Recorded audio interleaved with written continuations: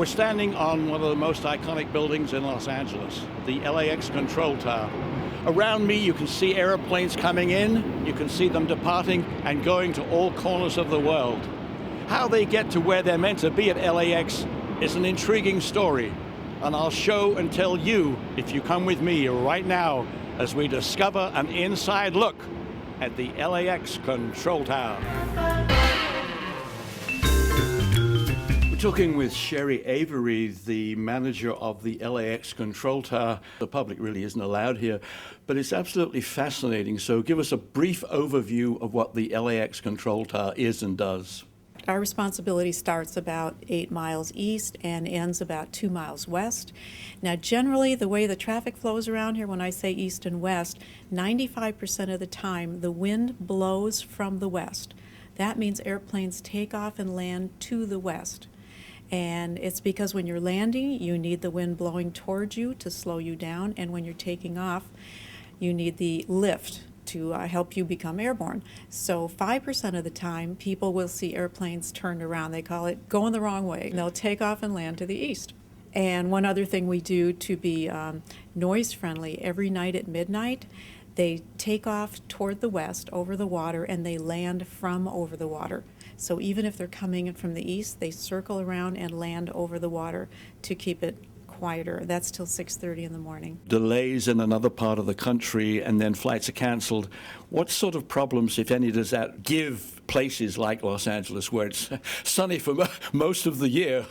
Yes, it is interesting. It has a ripple effect. Many times there'll be delays that have nothing to do with where you are. It's getting to be where winter and summer, starting from about Chicago east, and now we have Atlanta, where they had 2 snowstorms and places were closed for 3-4 days. So LA and Phoenix and Las Vegas, who really don't have very much weather, suffer the same kind of delays sometimes because their airplanes can't get to JFK or can't get to Atlanta. Now, the way it works, we have 4 parallel runways. There's 2 on the south side of the terminal and 2 on the north side.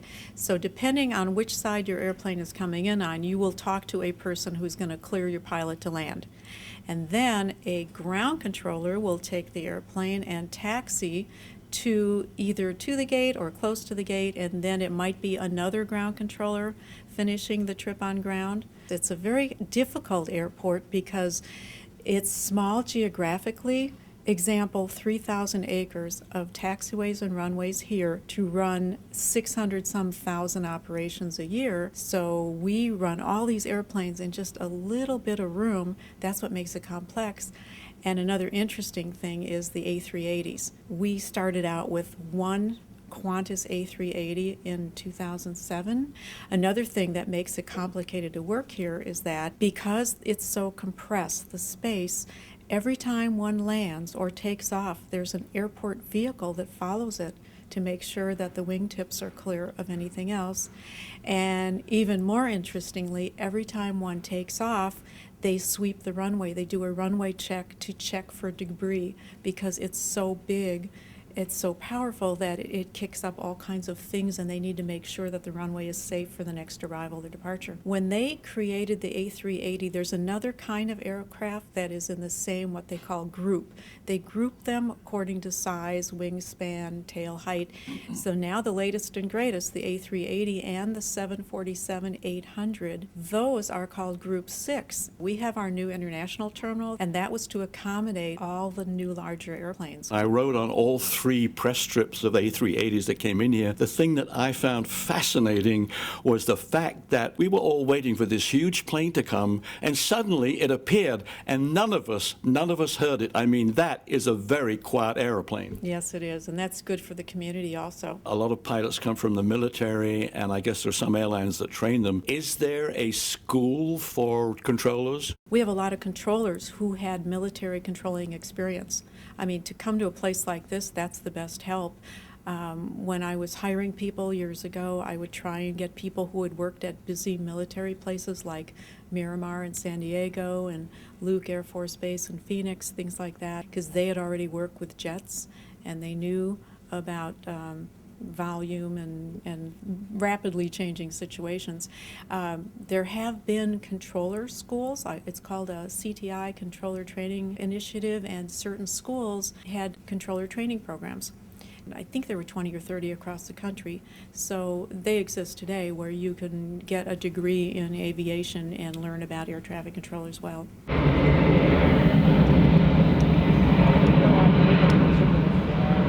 Working at LAX, is that the sort of pinnacle of pinnacles? I think it's very exciting. I mean, just telling you that we have the most A380 flights in the entire country is just... Really? Yeah, well, it used to be where we were in competition with JFK. We passed JFK months ago, most in the country, and the least amount of room to house them. Well, when I learned to fly, there were not many female pilots, and I was trying to make a decision back in the 70s about whether to go into air traffic control or whether to become an airline pilot. Nowadays, probably a quarter of my controllers here are female. It's certainly different. I mean, when I was first a radar controller at Burbank Airport, it was me and 42 guys. We're talking in the late 70s. Things are different now. It's much more equalized, many, many more females, and so the opportunities are there. I love my job. I think it's the best job in the world. I love the people who work for me, the controllers and the supervisors and all the staff at LAX are amazing. Such a talented group of people. I'm honored to work with them.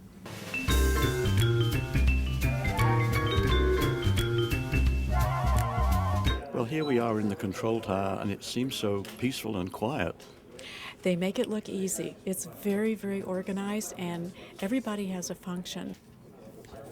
And that's why they make it look easy. They're so good at what they do. If you look to the left, these controllers on the left side here, they are controlling the 2 runways and taxiways on the north side of the airport. There's a parallel set of controllers on the south side, and they deal with just the airplanes that are on the south. And then the supervisors in the middle, there's people who deal with flow control, people reading clearances to pilots. Everybody has their function here, and that's why they make it look easy. They're so good at what they do.